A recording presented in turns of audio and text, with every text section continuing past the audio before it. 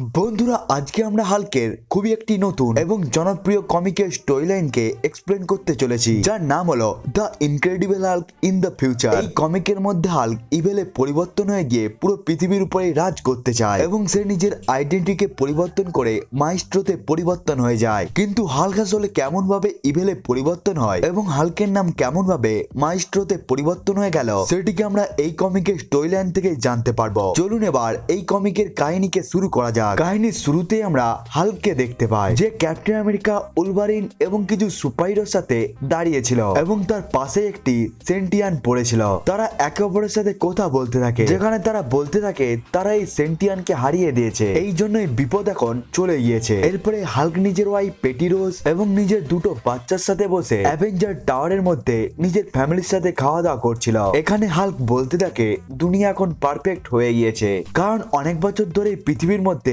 কোন রকম বিপদ আসেনি। এর কিছু পরে হাল্কের ওয়াইফ অদ্ভুত ভাবে রিয়েক্ট করতে শুরু করে এবং সে বলতে থাকে সিস্টেমের মধ্যে খারাপ কিছু ঘটছে এবং প্রোগ্রাম বন্ধ হচ্ছে। এটিকে বলতে বলতেই তার কথাটি একটি রোবটের মতো হয়ে যায়, মনে হচ্ছিল যেন কোনো একটি রোবট কথা বলছে। হাল্ক এই সমস্ত কথাগুলোকে শোনার পর অবাক হয়ে যায়, এই জন্য সে নিজের ওয়াইফ পেটির কাছ থেকে এটির সম্বন্ধে জিজ্ঞাসা করে, কিন্তু পেটি হাল্কের কোন রকম কথার উত্তর দেয়নি। হাল্ক এটিকে চিন্তা করতে করতেই ওই জায়গা থেকে চলে যায়, কিন্তু বাইরে আসতেই তার কাছে অ্যাভেঞ্জার্সরা চলে আসে এবং তারা হাল্ককে বলতে থাকে শান্ত হয়ে যাওয়ার জন্য এবং তাকে এই বিষয়ে চিন্তা করতেও মানা করে দেওয়া হয়। কিন্তু হাল্ক এই সমস্ত কথাগুলোকে শুনে রেগে যেতে থাকে। তখনই অ্যাভেঞ্জার্সরা তার উপর অ্যাটাক করে দেয়, কিন্তু হাল্ক নিজের একটিমাত্রই থান্ডার ক্লাবকে ব্যবহার করে তাদেরকে দূরে ফিকে ফেলিয়ে দেয়। কিন্তু ভিশন হাল্কের সামনে চলে আসে এবং সে নিজের হাতকে হাল্কের মাইন্ডের মধ্যে ঢুকিয়ে দিতে থাকে, যেটিকে দেখার পর হাল্ক চেল্লিয়ে বলতে থাকে বাইরে যাও, আমার মাইন্ড থেকে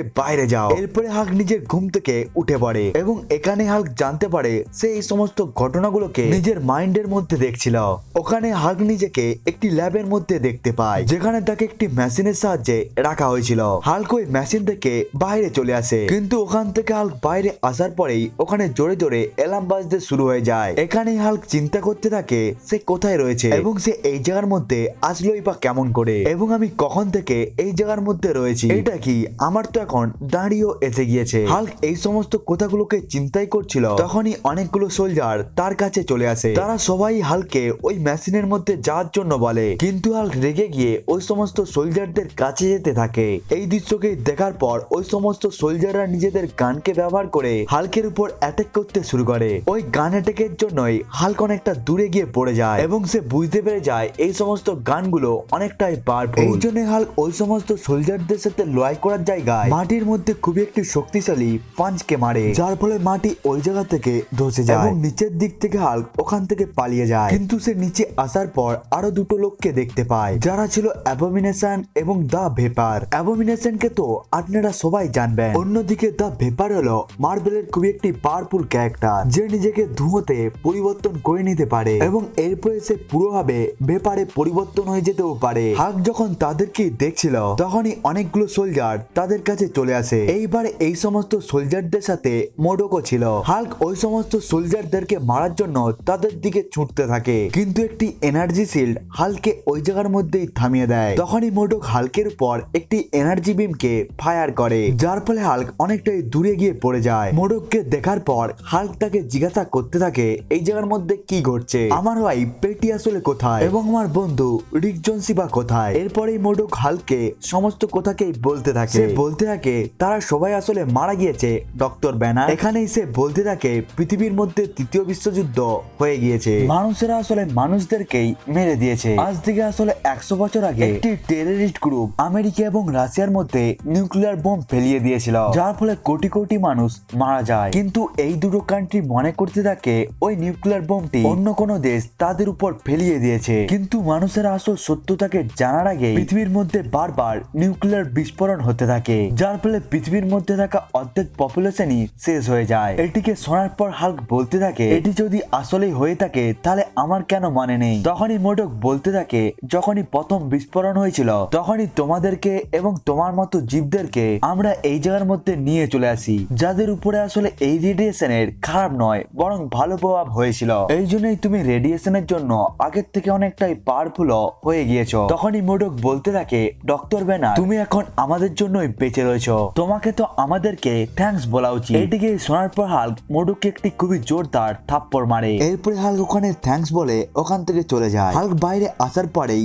বাইরের দুনিয়াকে দেখতে পায় এবং সে বাইরের দৃশ্যকে দেখে অনেকটাই অবাক হয়ে যায়। ওখানে সবকিছুই ধ্বংস হয়ে গিয়েছিল। এখান থেকে হাল্ক সোজা লস ভেগাস যায়, যেখানে সে কিছু সময় আগে বসবাস করত। ওখানে সবকিছু ধ্বংস হয়ে গিয়েছিল, বিল্ডিং ভেঙে গিয়েছিল, সমস্ত গাছপালায় ভেঙে পড়েছিল এবং ওখানে সমস্ত জীবজন্তু মারা গিয়েছিল। হাল্ক নিচে পৌঁছে গিয়ে সে নিজের হাতের সাহায্যে একটি ছোট জীবকে তুলে নেয় এবং সে ভাবতে শুরু করে এই সমস্ত ঘটনার জন্য এই সমস্ত ছোট ছোট জীবগুলো মারা গিয়েছে। মানুষেরা আসলে নিজেদের ভুলের পাপকে নিজেদের সাথে সাথে এই সমস্ত জীবগুলোকেও দিয়েছে। এখানেই হাল্ক রেগে গিয়ে মনে করতে থাকে, আমরা সবসময় বিশ্বাস করতাম আমাদের গড কখনোই এটিকে হতে দিবে না, আমাদেরকে গড যে কোনো ধরনের ধ্বংস থেকেই বাঁচিয়ে রাখবে, কিন্তু এই ধ্বংসকে কেউ আটকায়নি। এই সমস্ত কথাগুলোকে চিন্তা করতে করতে হাল্কের চোখে জল আসে, কিন্তু এরপরে হাল্ক রেগে যেতে থাকে এবং সে জোরে বলতে থাকে, আমার কোন রকম গডের দরকার নেই, তোমরা যদি আমাকে পছন্দ না করো তাহলে এখানে এসো এবং আমার সাথে লড়াই করো। এটিকে বলার পর হাল্ক ওই জায়গা থেকে চলে যায়। অন্যদিকে রাস্তায় চলতে চলতে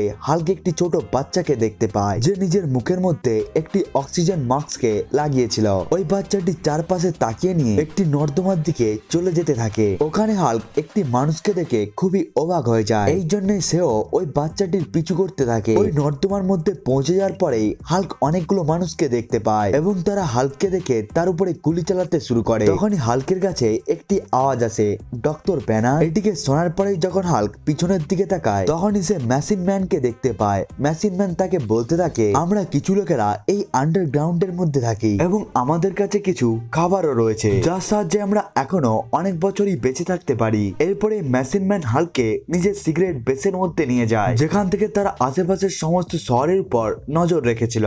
মেশিন ম্যান হাল্ককে সমস্ত শহরের দৃশ্যকে দেখাতে থাকে, কিন্তু ওখানের মধ্যে থাকে একটি স্ক্রিনের মধ্যে হাল্ক অনেকগুলো লোককে দেখতে পায়, যারা আসলে একটি শহরের মধ্যে বসবাস করছে। হাল্ক এটির সম্বন্ধে মেশিন ম্যানকে জিজ্ঞাসা করে, তখনই মেশিন ম্যান বলতে থাকে, এই শহরটি আগে নিউ ইয়র্ক ছিল, কিন্তু এখন এই শহরটিকে ডাস্টোপিয়া বলা হয়। এটিকে আসলে ওখানের রুলার্সরা বানিয়েছিল এবং সে এখনো পর্যন্ত এই জায়গার উপর রুল চালাচ্ছে এবং তার নাম হলো মাইস্ট্রো। এটিকে শোনার পর হাল্ক সোজা ডাস্টোপিয়া শহরে পৌঁছে যায় এবং সে ওখানে গিয়ে সবাইকে বলতে থাকে সে মাইস্ট্রোর সাথে দেখা করতে চায়, এই জন্যই তোমরা আমাদেরকে ওখানে নিয়ে যাও। এরপরে হাল্কের পেছন দিক থেকে একটি লোক আসে, যে নিজেকে আসলে মিনিস্টার বলতে থাকে এবং দ্য মিনিস্টার হাল্ককে মাইস্ট্রোর কাছে নিয়ে যায়। মাইস্ট্রোর মহলে পৌঁছে যাওয়ার পরেই হাল্কের সামনে মাইস্ট্রো এসে যায় এবং মাইস্ট্রো আসলে আর কেউ নয় বরং হারকিউলিস ছিল। হারকিউলিস হাল্ককে দেখে তাকে ডেকে নেয়, কিন্তু হাল্ক হারকিউলিসকে দেখে অনেকটাই অবাক হয়ে যায়। তখনই হাল্ক জিজ্ঞাসা করতে থাকে, হারকিউলিস তুমি কি আসলে মাইস্ট্রো? এর উত্তরে হারকিউলিস বলতে থাকে, হ্যাঁ আমার বন্ধু, আমি হলাম মাইস্ট্রো। হারকিউলিস সোজা হাল্কের কাছে পৌঁছে গিয়ে হাগ করে নেয় এবং সে বলতে থাকে, তুমি আমার ফেভারিট হাল্ক। তখনই হাল্ক বলতে থাকে, ফেভারিট কিসের জন্য? এর উত্তরে হারকিউলিস বলতে থাকে, মারপিটে। এটিকেই বলার পর হারকিউলিস হাল্ককে খুবই একটি শক্তিশালী পাঁচ মারে, যার ফলে হাল্ক সোজা বাইরে চলে যায়। হাল্কের উত্তরে হারকিউলিসকে একটি পাঁচ মারে, যার ফলে হারকিউলিস সোজা শহরের মাঝখানে চলে আসে এবং তখনই তাদের দুজনের মধ্যে খুবই একটি ভয়ঙ্কর লড়াই চলতে থাকে। তখনই হারকিউলিস মাটির মধ্যে খুবই একটি শক্তিশালী পাঁচ মারে এবং মাটি ফেটে যাওয়ার কারণে হাল্ক মাটির নিচে পড়ে যায়। নিচে পড়ে যাওয়ার পরে হাল্ক ওখানে দুটো লোককে দেখতে পায়, যেখানে তারা বলতে থাকে তার বন্ধু রিক জোন্স তার সাথে দেখা করতে চায়। নিজের বন্ধু রিক জোন্সের নামকে শুনে হাল্ক অবাক হয়ে যায়, এই জন্য সে তাদের সাথে সোজা রিক জোন্সের কাছে এসে যায়। অন্যদিকে হারকিউলিস মনে করতে থাকে তাকে দেখে হাল্ক ভয়ে পালিয়ে গিয়েছে, এই জন্য হারকিউলিস সোজা নিজের মহলের মধ্যে পৌঁছে যায়। হাল্ক রিক জোন্সের সাথে দেখা করার পরেই তারা একে অপরের সাথে কথা বলতে শুরু করে। এখানে রিক জোন্স হাল্ককে বলতে থাকে, হারকিউলিস অনেক বছর ধরে মাইস্ট্রোতে পরিবর্তন হয়ে গিয়ে সে পুরো এই জায়গার মধ্যেই রাজত্ব চালাচ্ছে। সে আসলে সবসময় নিজের কথাই ভাবে, সে সাধারণ জনগণের কথা কিছুই ভাবে না। এদিকে শোনার পর হাল্ক রেগে গিয়ে রিক জোন্সকে বলতে থাকে, তুমি কোন মানুষের সম্বন্ধে কথা বলছো যারা আসলে এই দুনিয়াকে ধ্বংস করে দিয়েছে এবং তারা আসলে সেই কাজটিকে করে দিয়েছে যেটিকে আজ পর্যন্ত রেড স্কাল এবং দ্য লিডারও করতে পারেনি। এবং সে বলতে থাকে, হারকিউলিসের মাথার মধ্যে যদি বুদ্ধি থাকতো তাহলে সব থেকে প্রথমে এই মানুষদেরকেই মারা উচিত ছিল। হাল্ক এখানে বলতে থাকে, জোন্স তুমি কি আমাকে একটা কারণ বলতে পারো যাদের জন্য আসলে আমাদের চিন্তা করা উচিত? এটিকেই বলার পর হাল্ক ওই জায়গা থেকে চলে যায় এবং সে সোজা আল্টিমাস নামক একটি ল্যাবের মধ্যে পৌঁছে যায়। ওখানে হাল্ক কিছু মৃত মানুষকে দেখতে পায়, যাদেরকে আসলে এক্সপেরিমেন্ট পারপাসের জন্য মেশিনের মধ্যে রাখা হয়েছিল। এরপরে হাল্ক অনেকটাই সময় ধরে এই জায়গার মধ্যে কাজ করতে শুরু করে এবং এর কিছু সময় পর আবার হাল্ক ডাস্টোপিয়ার মধ্যে চলে আসে। হাল্ক শহরের মাঝখানে এসে বলতে থাকে সেই আসলে এখন এই শহরের উপর রাজ করবে এবং তোমরা সবাই আমার সাথে থাকবে এবং তোমরা যদি মানা করো তাহলে তোমরা এর শিকার হবে। এটিকে বলার পর হাল্ক নিজের মেশিন ডগের আর্মিকে দেখায়। এই মেশিন ডগ গুলোকে আসলে হাল্ক এতদিন ধরে ল্যাবের মধ্যে বানিয়েছিল। হাল্কের কথাগুলোকে শোনার পর ওখানে লোকেরা ভয়ে ওই জায়গা থেকে পালাতে থাকে, যার ফলে হাল্ক ওই সমস্ত মেশিন ডগ গুলোকে বলে দেয় তাদেরকে মেরে দেওয়ার জন্য। কিন্তু ওই ডগটি অ্যাটাক করার আগেই ওই জায়গার মধ্যে হারকিউলিস এসে যায় এবং সে ওই সমস্ত মেশিন ডগ গুলোকে ডিস্ট্রয় করতে শুরু করে। এরপরে হাল্কের সাথে হারকিউলিসের লড়াই চলতে থাকে। হাল্ক হারকিউলিসকে পাঞ্চ মারতে থাকে কিন্তু হারকিউলিস হাল্কের পাঞ্চকে ধরে নেয় এবং সে হাল্ককে আকাশের মধ্যে উঠিয়ে নিয়ে হাল্কের পায়ের আঙুলকেই ধরে নেয়। এরপরে সে হাল্ককে মাটির মধ্যে ফেলাতে থাকে। এরপরে হারকিউলিস হাল্কের মুখে পাঞ্চ মারতে শুরু করে, হার মেনে নাও নাহলে আমি তোমাকে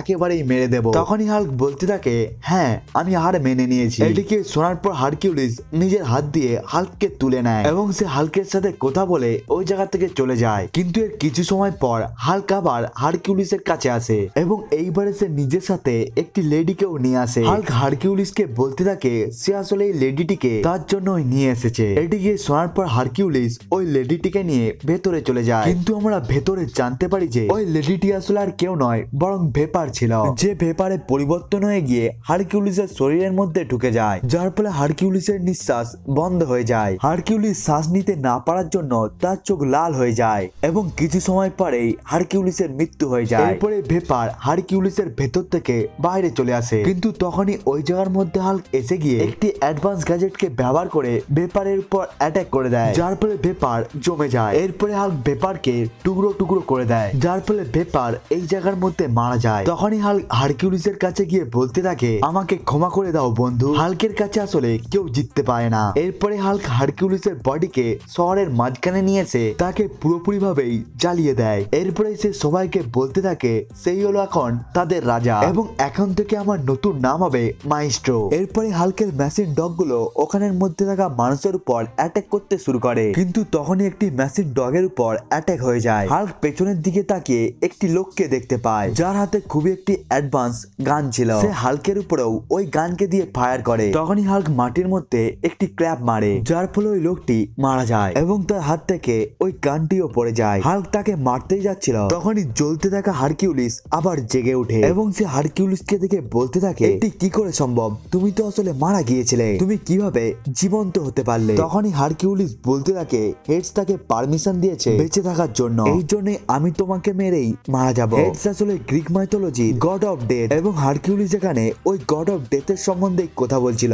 এরপরে হারকিউলিস হাল্ককে মারতে শুরু করে কিন্তু তখনই দা মিনিস্টার ওই গানকে ব্যবহার করে হারকিউলিসকে মেরে দেয়, যার ফলে হারকিউলিস আসলেই মারা যায়। তখনই হাল্ক মিনিস্টারকে জিজ্ঞাসা করতে থাকে সে আসলে এমন কাজটিকে কেন করলো, তুমি তো আসলে হারকিউলিসের জন্যই কাজ করতে। তখনই মিনিস্টার বলতে থাকে হ্যাঁ কিন্তু আমি তাকে প্রথম থেকেই পছন্দ করি না, আমি তো এখন তোমার জন্যই কাজ করতে চাই। এরপরে হাল্ক মহলের মধ্যে পৌঁছে গিয়ে হারকিউলিসের সিংহাসনে বসে পড়ে এবং সেই এখন নতুন রাজাদের পরিবর্তন হয়ে যায়। এখানে হাল্ক মিনিস্টারকে বলতে থাকে সে অনেক সার্ভাইভারকে দেখতে পেয়েছে অনেকগুলো শহরের মধ্যে, এই জন্যই আমরা তাদেরকে খুঁজবো কারণ তাদের কাছে খুবই বেশি পরিমাণে খাবার দাবার এবং দরকারের জিনিসপত্র রয়েছে এবং এখন ওগুলোই আমাদের জন্য কাজে লাগবে। তখনই মিনিস্টার বলতে থাকে তাহলে তুমি কি তাদেরকেও মেরে দিবে? তখনই হাল্ক অর্থাৎ মাইস্ট্রো বলতে থাকে আমরা প্রথমে তাদেরকে আমাদের সাথে আসার জন্য বলবো, তারা যদি মেনে যায় তাহলে তো ঠিক আছে, কিন্তু তারা যদি না মানে তাহলে তাদেরকে তো মারা যেতেই হবে।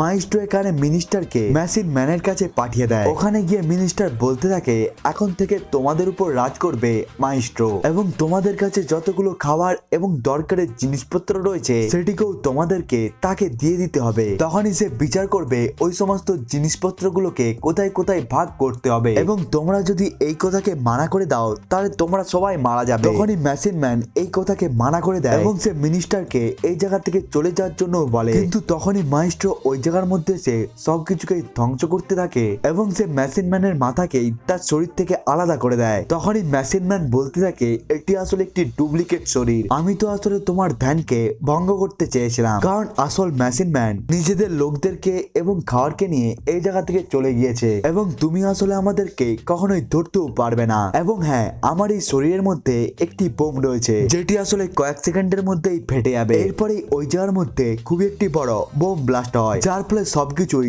ধ্বংস হয়ে যায়। এরপরে মাইস্ট্রো ওই জায়গা থেকে বাইরে চলে আসে এবং সে নিজের শহরে আবার যেতে থাকে। এখানে আমরা জানতে পারি যে মাইস্ট্রোর উপরে আসলে প্যাথিয়ান্সরা নজর রেখেছিল। প্যান্থিয়াস আসলে মার্বেলের একটি সুপারহিরো টিম এবং একটি সময়ের মধ্যে হাল্ক এই টিমের মেম্বার ছিল। প্যান্থিয়াসের টিম আসলে মাইস্ট্রোর আতঙ্ককে কম করতে চেয়েছিল, এই জন্যই তারা তার জন্য একটি প্ল্যান কেও বানিয়েছিল। তারা যখন একে অপরের সাথে কোথায় বলছিল তখনই তাদের সাথে দেখা করার জন্য কেউ এসে যায় এবং ওই লোকটি আসলে আর কেউ নয় বরং ডক্টর ডুম ছিল। ডক্টর ডুম ভেতরে এসে একটি প্ল্যানকে তৈরি করতে থাকে যার সাহায্যে তারা মাইস্ট্রোকে আটকাবে। তারা ডিসাইড করে নেয় যে মাইস্ট্রোকে কোনোভাবে ডক্টর ব্রুস ব্যানারের ফর্মে নিয়ে আসতে হবে, কারণ তখনই তারা তাকে শেষ করতে পারবে। এরপরে প্যান্থিয়াসের টিম মাইস্ট্রোর কাছে পৌঁছে যায় নিজেদের পুরনো বন্ধুর মতো। মাইস্ট্রো এই জায়গার মধ্যে ডিনার করতে করতে তাদের সাথে কথা বলতে থাকে। মাইস্ট্রো এখানে বলতে থাকে সে অনেক বছর ধরে একটি মেশিনের মধ্যে বন্ধ ছিল এবং তাকে আসলে ওই মেশিনের মধ্যে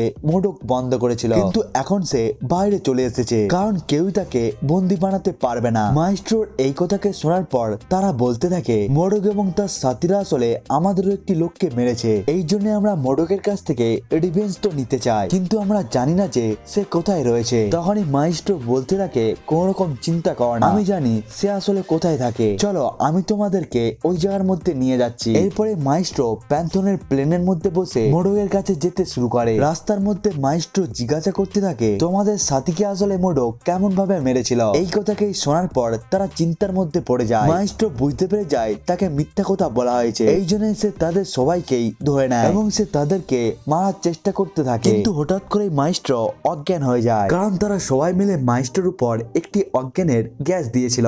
ওই জায়গার মধ্যে ডক্টর ডুম এসে যায় এবং আমরা জানতে পারি এটি আসলে ডক্টর ডুম এবং প্যান্থিয়ন্স টিমের প্ল্যান ছিল। তারা সবাই মিলে মাইস্ট্রোকে একটি ল্যাবের মধ্যে ঢুকিয়ে দেয়। এরপরে প্যান্থিয়ন্সের একটি সাথী যার নাম আসলে প্যারিস ছিল, সে আসলে নিজের মাইন্ড পাওয়ারকে ব্যবহার করতে থাকে এবং সে মাইস্ট্রোর মাইন্ডের মধ্যে ইলুশন দেখাতে শুরু করে, কিন্তু তখনই প্যারিসের গলাকে মাইস্ট্রো ধরে নেয় এবং মাইস্ট্রো গলা টিপে প্যারিসকেও মেরে দেয়, যার ফলে প্যারিস রিয়েল লাইফের মধ্যেও মারা যায়। এরপরে মাইস্ট্রো মেশিনকে ভেঙে বাইরে চলে আসে। এখানে মাইস্ট্রোর সাথে প্যান্থিয়স টিমের খুবই একটি ভয়ানক লড়াই চলতে থাকে, কিন্তু মাইস্ট্রো তাদের সবাইকেই মারতে থাকে। তখনই মাইস্ট্রো অর্থাৎ ডক্টর ব্রুস ব্যানার নিজের আসল মাকে দেখতে পেয়ে যায়, যার ফলে মাইস্ট্রো ইমোশনের মধ্যে এসে গিয়ে নিজের হিউম্যান ফর্মে এসে যায়। হিউম্যান ফর্মে আসার পরেই মাইস্ট্রোকে অনেকগুলোই গুলি মারা হয় এবং আমরা জানতে পারি যে ওই জায়গার মধ্যে ব্রুস ব্যানারের মা র্যাবিকা নয় বরং প্যারিসই ছিল, যে মাইস্ট্রোকে এই সমস্ত ইলুশনকে দেখিয়েছিল। এরপরে তারা ব্রুসের বডিকে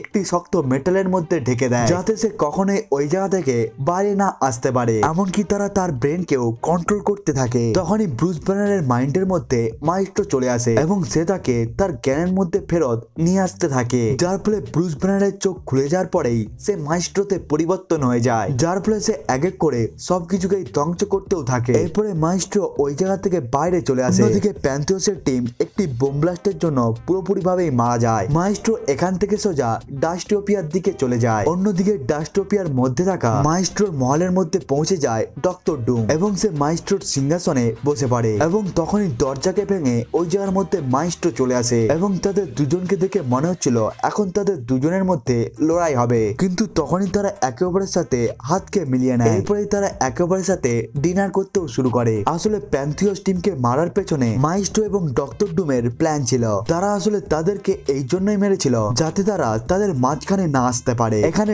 ডক্টর ডুম বলতে থাকে আমাদেরকে আর কেউ আটকাতে পারবে না, এই জন্যই আমরা দুজনে মিলে এই পৃথিবীর উপর রাজ করব। এটিকে শোনার পর মাইস্ট্রো বলতে থাকে সরি, আমি একাই কাজ করি, এই জন্যই আমি একাই এই দুনিয়ার উপর রাজ করব। এরপরে মাইস্ট্রো এবং ডক্টর ডুমের মধ্যে লড়াই শুরু হয়ে যায় এবং তারা লড়াই করতে করতে অ্যালকেমাস বিল্ডিং এর মধ্যে চলে আসে। এটি আসলে ওই বিল্ডিংটি ছিল যেখানে আসলে মাইস্ট্রো নিজের জন্য ডগ আর্মিকে বানিয়েছিল। এখানেও আসলে আসা মাইস্ট্রোরই প্ল্যান ছিল, কারণ এখানে এক্সপেরিমেন্টের অনেকগুলোই জিনিস ছিল। ডক্টর ডুম উঠতে উঠতে মাইস্টোর কাছে চলে আসে এবং সে বলতে থাকে, ডক্টর ব্যানার্ড তুমি আমাকে কখনোই হারাতে পারবে না। তখনই মাইস্ট্রো একটি মেশিনকে চালিয়ে দেয়, যার ফলে ইলেকট্রনিক পালস উৎপন্ন হতে থাকে, যেটি আসলে ডক্টর ডুমের আর্মারকে তার বডি থেকে আলাদা করে দেয়। এখানে মাইস্ট্রো বলতে থাকে, তোমার পাওয়ার আসলে তোমার আর্মারের মধ্যে রয়েছে, চলো এটিকে দেখা যাক তুমি নিজের আর্মারকে ছাড়া কি করতে পারো। এরপরে মাইস্ট্রো ডক্টর ডুমকে একটি পাঁচ মারে, যার ফলে ডক্টর ডুমের অনেকগুলোই হাড় ভেঙে যায়। এরপরে ডক্টর ডুম একটি